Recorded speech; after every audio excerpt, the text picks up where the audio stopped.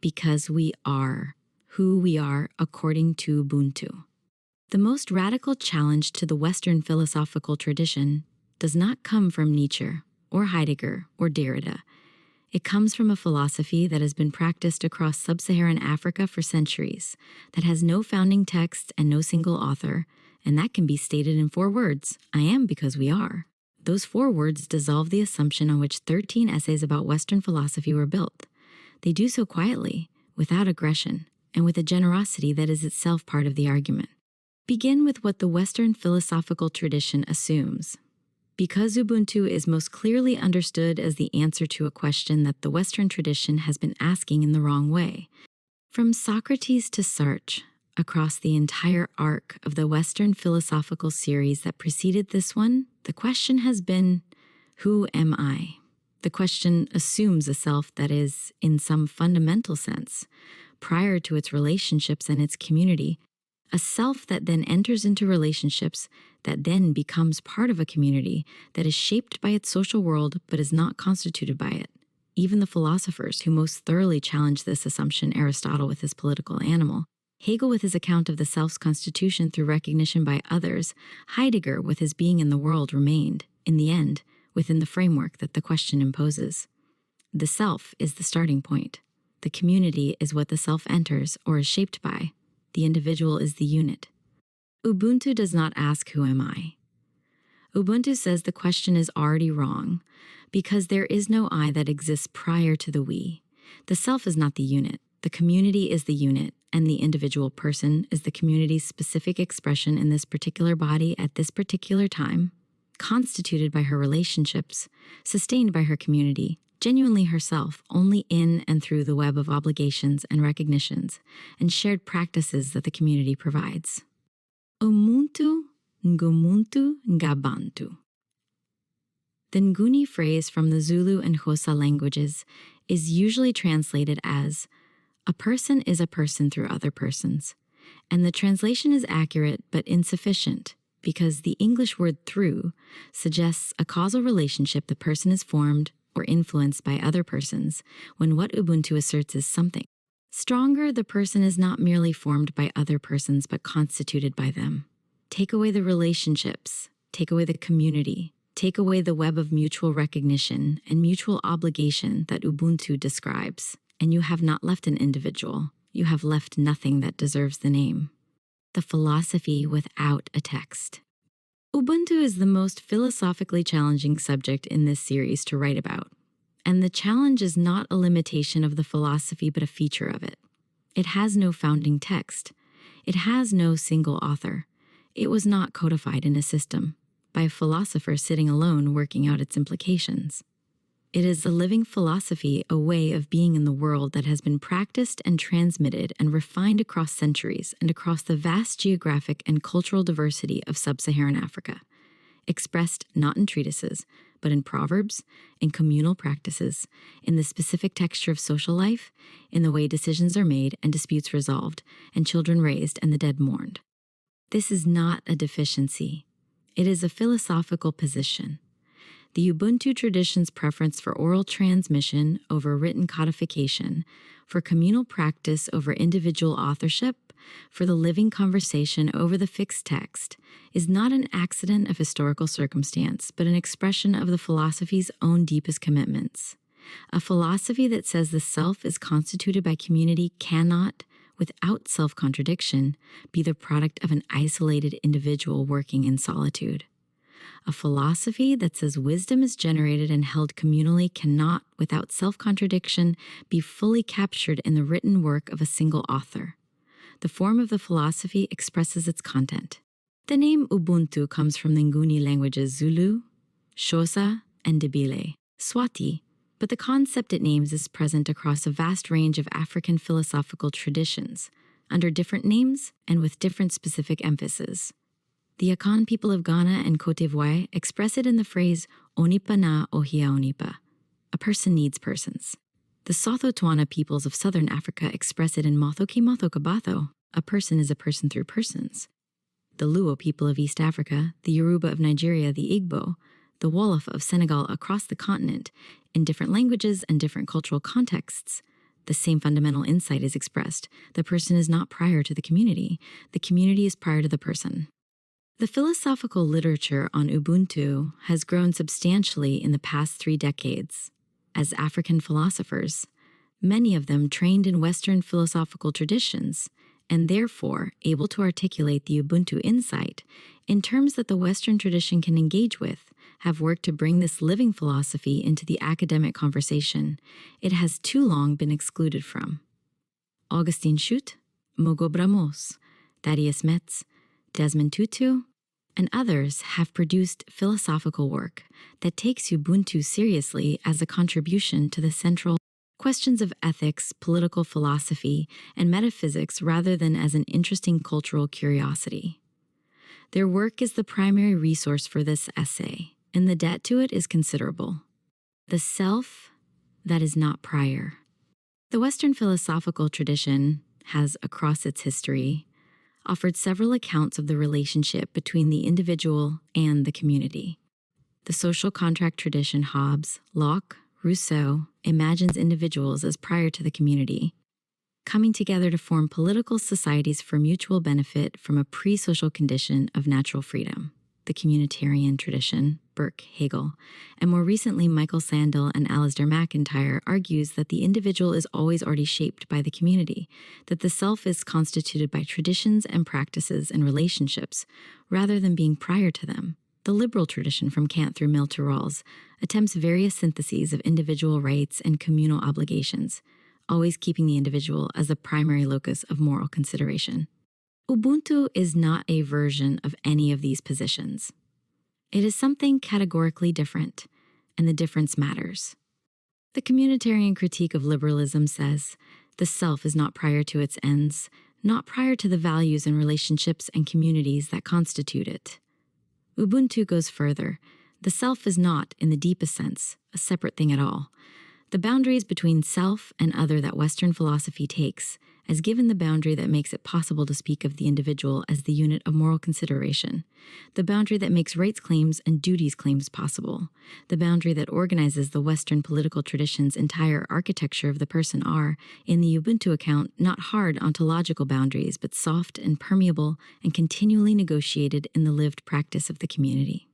This requires some precision because it is easy to misread the Ubuntu account as the denial of individuality as the claim that the individual does not exist, that persons are simply cells in a social organism with no inner life of their own. This would be wrong. Ubuntu does not deny that persons are distinct.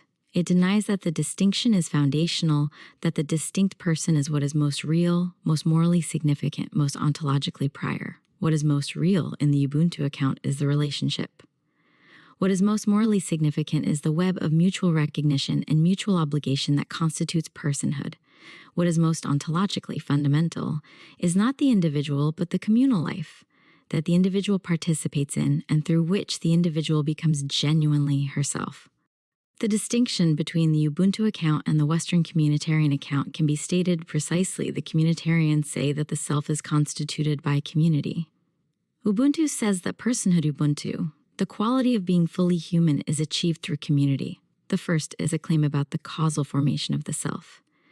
The second is a claim about the ongoing constitution of personhood through relational practice. You are not fully a person by birth. You become a person you achieve Ubuntu through the continuous practice of the relationships and the obligations that the community requires and sustains. Personhood as achievement and practice.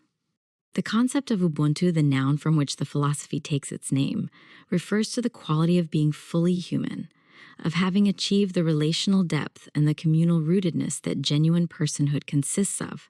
It is not a binary, you either have it or you don't. It is a quality that can be more or less fully realized, that grows through the practice of the communal obligations that develop it, that can be diminished or lost through the failure of those obligations. The person who is generous, who shares what she has, who participates in the communal life, who fulfills her obligations to her elders and her children and her community, who resolves disputes with wisdom and care, who mourns the dead with appropriate ceremony and welcomes the newborn with appropriate celebration, this person has Ubuntu. She is fully a person. The person who is selfish, who withdraws from the communal life, who neglects her obligations, who prioritizes her individual interest over the good of the community, this person diminishes her own Ubuntu, becomes less fully herself, loses the relational depth that genuine personhood requires. The practical consequence of this account for the organization of social life is considerable. The Ubuntu tradition does not produce the liberal conception of rights, the claims of the individual against the community, the protections of individual autonomy from collective interference. It produces a different conception of the good social life, one organized around the obligations of persons to each other and to the community, around the practices of mutual care and mutual recognition that sustain the relational web in which personhood is achieved, around the collective deliberation about the good that the community undertakes together, rather than the aggregation of individual preferences that liberal democracy typically models itself on. The tradition of Indaba, the communal gathering for deliberation and decision-making that has been practiced across southern Africa, is the political expression of this philosophical commitment. The Indaba is not a majority vote. It is a process of communal conversation that continues until genuine consensus is reached, until every voice has been heard and every concern has been addressed, until the community has arrived at a decision that reflects the genuine good of the whole, rather than the preference of the majority. The process is slow and demanding. It is also, the Ubuntu tradition insists, more genuinely democratic than the quick aggregation of individual preferences that Western democracies tend to mistake for genuine participation. Nelson Mandela, who drew explicitly on the Ubuntu tradition throughout his political career, described the Indaba process as central to his understanding of the democratic culture that the new South Africa needed to build. Ubuntu, he said, does not mean that people should not enrich themselves. The question, therefore, is, are you going to do so in order to enable the community around you to be able to improve? The formulation is precise. Self-enrichment is not condemned, but it is always understood in its relational context, always measured against its contribution to or subtraction from the communal web of mutual flourishing. Ubuntu and the Western self. The dialogue. The encounter between Ubuntu philosophy and the Western philosophical tradition is not a simple confrontation between opposed positions. It is a productive dialogue that illuminates the limitations of both and the genuine insights of each. The Western tradition's emphasis on individual autonomy, on the rights and the dignity of the individual person, considered as a distinct locus of moral significance, has produced achievements that the Ubuntu tradition, in its traditional forms, has sometimes struggled to accommodate: the protection of the individual against the tyranny of the community, the recognition of the rights of those whose communities have excluded or oppressed them, the space for the individual to dissent from communal norms, to develop in directions the community did not anticipate or approve. The Ubuntu tradition's response to these concerns is not to deny them, but to contextualize them. The individual who needs protection from the tyranny of her community is, in the Ubuntu account, the individual who has been failed by a community that has itself lost its Ubuntu, a community that has allowed its internal hierarchies and its power structures to override the genuine mutual recognition that the philosophy requires. The abuser, the oppressor, the community that silences dissent, these are not expressions of Ubuntu, but violations of it, failures of the communal practice that Ubuntu demands. The protection that the individual needs is not protection from the community as such, but protection from the community's failure to be genuinely communal in the Ubuntu sense. The Ubuntu critique of Western individualism is, conversely, a critique that the Western tradition has found genuinely challenging and has not fully absorbed. The liberal tradition's conception of the autonomous individual, the individual who is prior to her community, who has rights that exist independently of any communal context, who can in principle opt out of any particular communal arrangement, is not, in the Ubuntu account, a description of a genuinely free human being. It is a description of a human being who has been abstracted from the conditions of her own humanity, who has been separated, conceptually, from the relationships that constitute her, and who then finds, in the freedom that the separation produces, not the fullness of personhood, but its diminishment. The epidemic of loneliness in contemporary Western societies, the specific, pervasive, clinically significant loneliness of people who are surrounded by technology and entertainment, and the formal structures of liberal democratic society, but who are not genuinely known by others, who do not genuinely know others, who lack the specific quality of relational depth that Ubuntu describes as the condition of genuine personhood is the Ubuntu diagnosis made visible in contemporary pathology.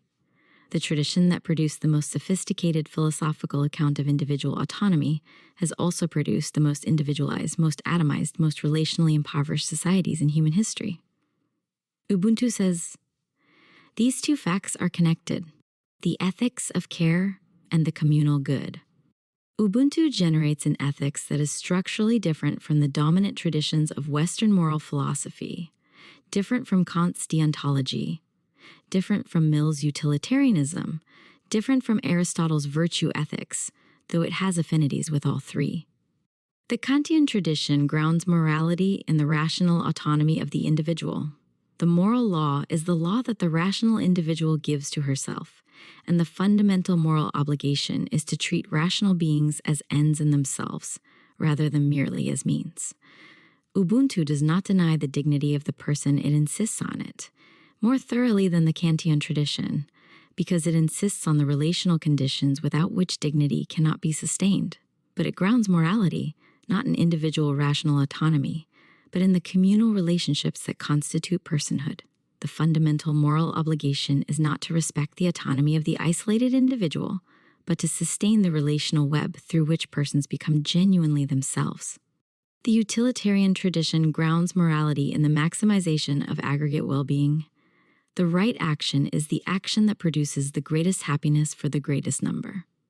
Ubuntu's objection to this is that it treats the community as an aggregate of individuals whose well-being can be summed and maximized, rather than as a relational entity whose good cannot be reduced to any aggregation of individual goods. The community that sacrifices the few for the many has not maximized the common good in the Ubuntu sense. It has violated the relational obligations that the common good, properly understood, consists of. The virtue ethics tradition, particularly Aristotle's, is the closest to Ubuntu in its emphasis on the formation of character through social practice and on the communal conditions required for genuine flourishing. But even Aristotle's account of the political animal remains within the framework of the individual who needs community for her individual flourishing.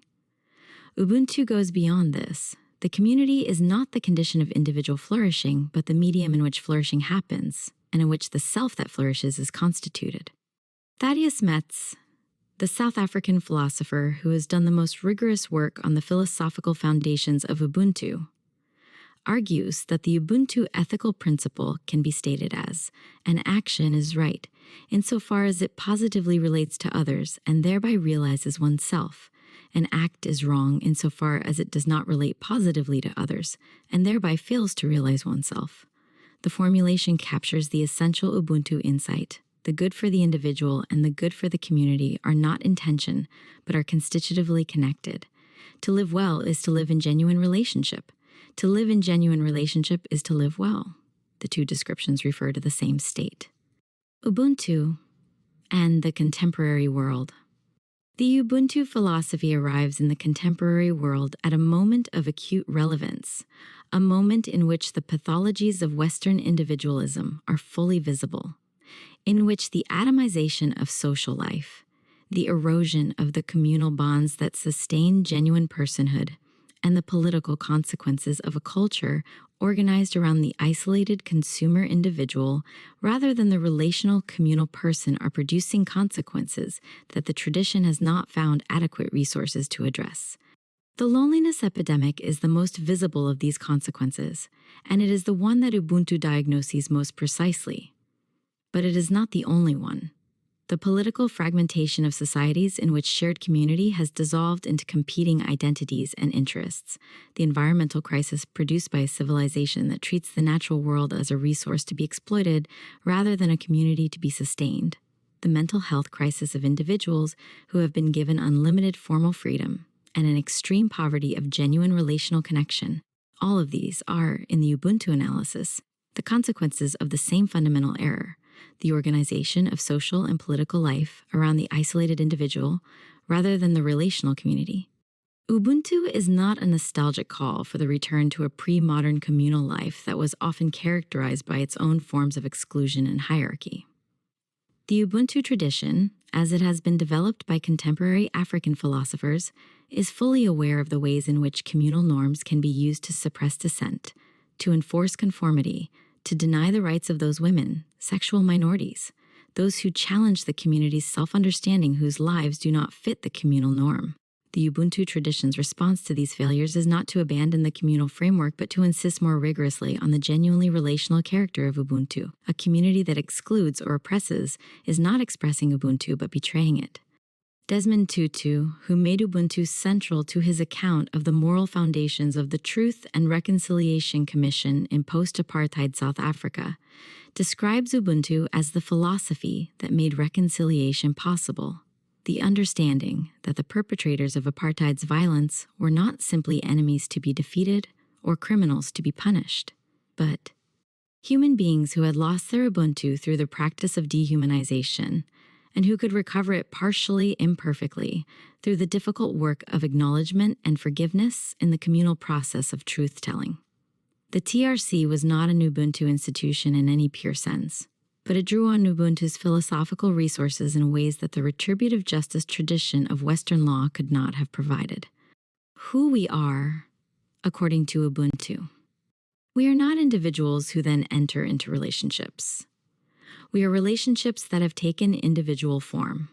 The distinction matters more than it might initially appear, because it changes what the fundamental question of ethics and politics is, not how do we balance the claims of individuals against each other and against the collective, but how do we sustain and deepen the relational web in which genuine personhood is achieved and maintained.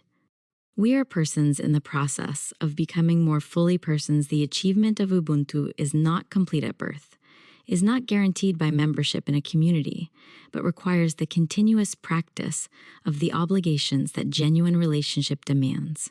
The sharing, the care, the recognition, the participation in the communal life, the willingness to be known and to know, to be present to the suffering of others, and to receive their presence in one's own. We are beings whose flourishing is inseparable from the flourishing of those around us, not because our interests happen to align with theirs in a way that makes mutual benefit possible, but because the self that flourishes is constituted by its relationships, and the degradation of those relationships is the degradation of the self that depends on them. The loneliness of the atomized individual is not merely uncomfortable. It is the diminishment of personhood itself. We are accountable not primarily to a divine judgment or a moral law or the internal demands of our own rational nature, but to each other, to the community of persons whose recognition constitutes our personhood, whose well-being is bound up with our own, whose claims on us are not external impositions, but the very conditions of our own humanity.